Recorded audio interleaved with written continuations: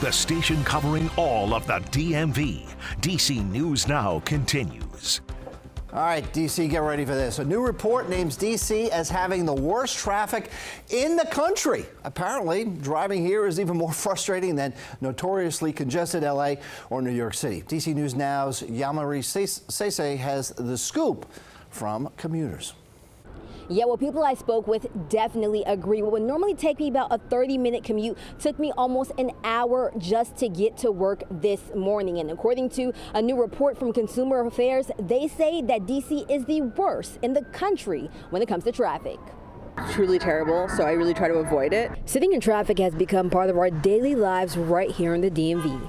And many can agree it's not fun. I can agree. Through my years here, it's got worse and worse. A new study from Consumer Affairs ranks D.C. as having the worst traffic in the country. The report says the average commute time in D.C. is about 33 minutes. I leave later than like rush hour. When it's past traffic, it's 24 minutes. It's not a big deal. If it is traffic, it's like 36 to 40 minutes.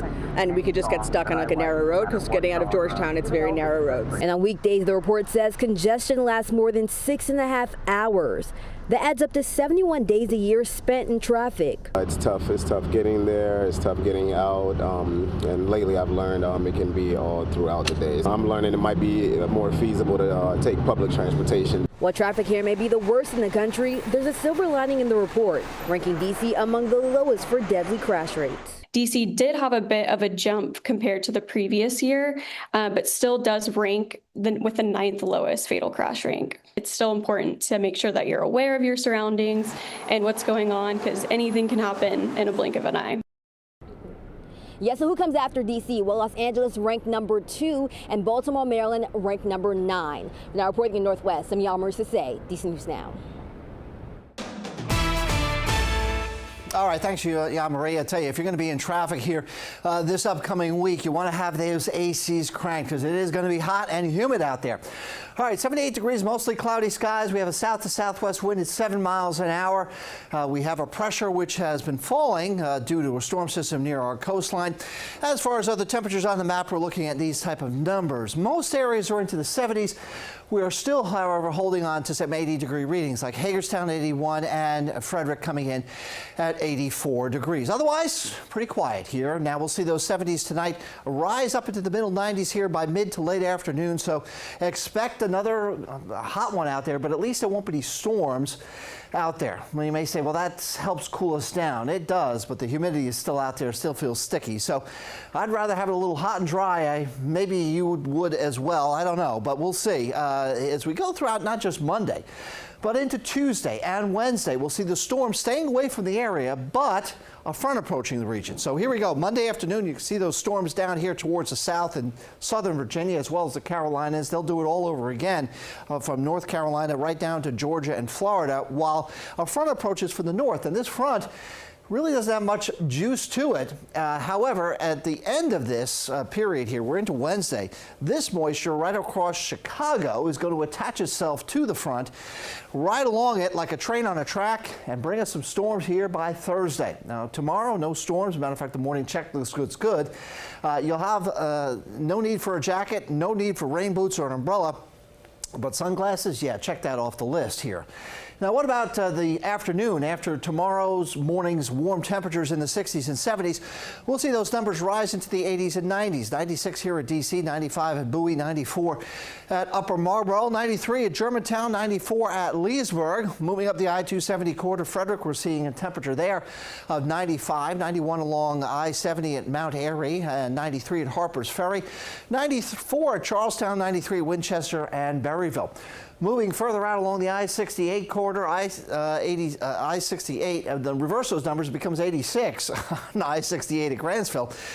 Oakland 86, Kaiser 95, Cumberland 94, and Romney coming in at 94 degrees as well. You like the heat everywhere. It's down here even by the bay. Looking at La Plata, Waldorf, Prince Frederick 93, Lexington Park at 92. No escaping that heat and humidity unless you actually go in towards the water. As far as the Shenandoah Valley and the Rappahannock River Valley here, from Orange at 93 to Madison at 93, up towards Front Royal at 94. and 95 over towards Manassas. So there you have it here, zone by zone. And if you really want to escape the heat, like I said, you want to go into the water. As far as the Ocean City, Kent Island, Bethany, Rehoboth, and Virginia Beach forecast is for Monday, most places are going to be into the 80s here. Kent Island may be the exception to the rule at 90, maybe even a little bit of fog here at Bethany and Rehoboth, but other areas are going to be partly cloudy, and it will be a pretty nice day at the beach, especially if you hop in the water. Now look at your 7-day forecast where your weekend is always in view, and you see the numbers here. 96 on Monday, 98 on Tuesday, 98 on Wednesday. Boy, it is going to be a scorcher out there. Thursday, though, is the transition day and some much nicer weather and a big relief for a lot of us here towards the end of the week. And the weekend, we'll see some improvement there. Well, that's a look at your 7-day forecast. And next, you'll soon be able to explore the world without leaving the district. We're getting a sneak peek at the National Geographic Museum.